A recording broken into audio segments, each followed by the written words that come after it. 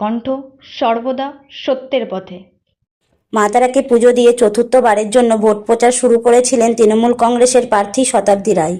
চতুর্থবারের জন্য সাংসদ নির্বাচিত হওয়ার পরের দিনই মা তারাকে পুজো দিলেন বীরভূমের সাংসদ শতাব্দী রায়। আজ বুধবার বেলা 10:30 নাগাদ সপরিবারে তারাপীঠ মন্দিরে আসেন শতাব্দী রায়। তারপর মা তারাকে পুজো দেন তিনি।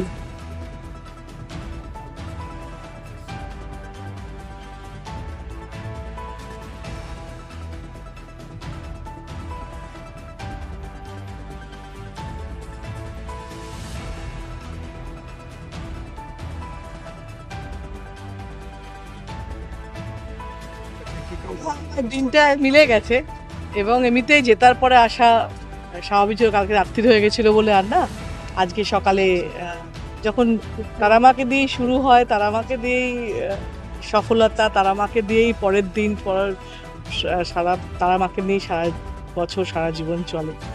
তো আমি বিশ্বাস করি তারামা চেয়েছে বলে আমি বীরভূমে থাকতে পেরেছি, তারামার আশীর্বাদ আছে বলে আমি বীরভূমে এতগুলো বছর কাটাতে পারলাম, আগামী দিন কাটাতে পারবো।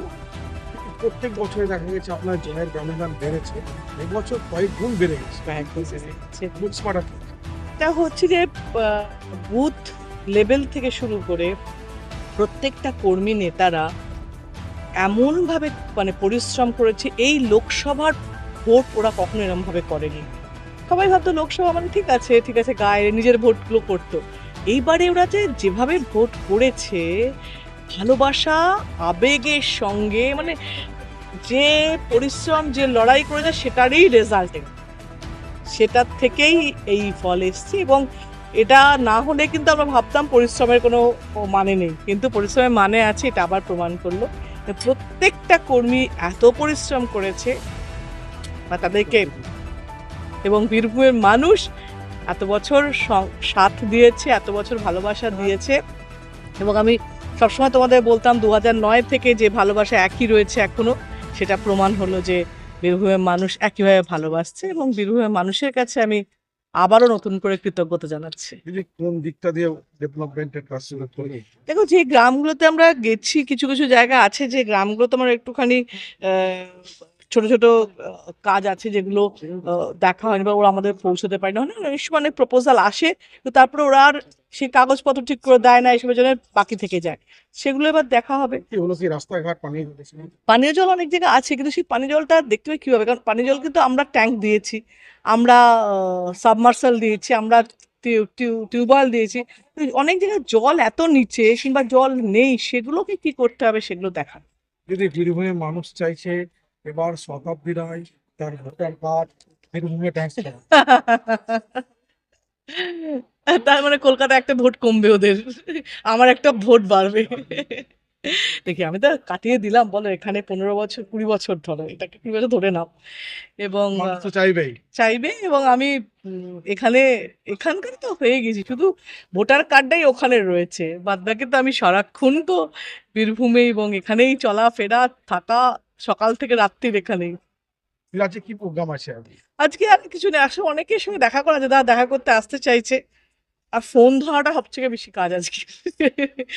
এই আনন্দটা সেলিব্রেট করাটা, সবার সঙ্গে যারা যারা আসছে তাদের সাথে দেখা করাটাই আজকের কাজ। অভিষেক বন্দ্যোপাধ্যায় বলে গেছিলেন কর্মী সভা করে লিড না থাকলে পথ থাকবে, সেটা কি কোনো? হ্যাঁ, নিশ্চয়ই কাজ করেছে।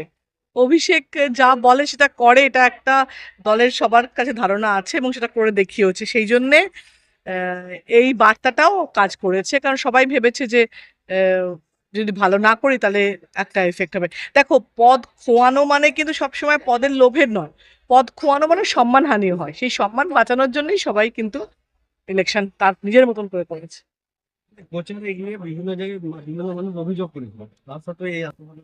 আমি তখনও বলছিলাম, তোমরা যা বলছো, মিডিয়া যা বলছো, এটা নয় সত্যি।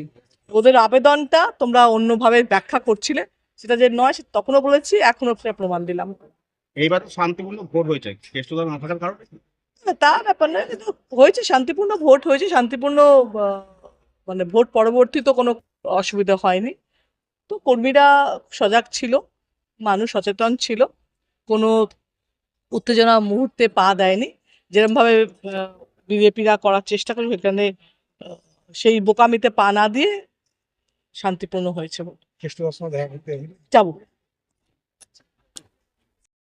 ব্যুরো রিপোর্ট বীরভূমের কণ্ঠ।